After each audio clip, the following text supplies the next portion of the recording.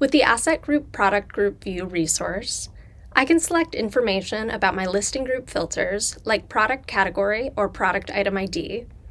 If I have discrete product groupings across asset groups, you can imagine how I could leverage this to compare product or product category performance across asset groups. You might find, for instance, that some products or categories perform better in one asset group versus another. And in that sense, you can experiment with how different products perform with different groupings of assets. For example, let's say I have a pair of sunglasses and a skater dress that I've paired in two different asset groups so that I can leverage different creatives or reach unique audiences for each group. Perhaps when I query the Asset Group Product Group View resource, I find that my sunglasses actually have way more impressions in one asset group compared to another, but my skater dress has way fewer.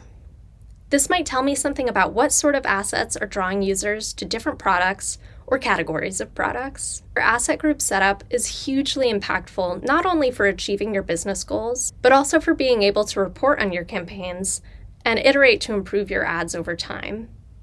It may be wise to think about what you want to achieve with reporting, what data you want to get out of your PMax campaigns, and work backwards from there as to what asset group setup you need to support that.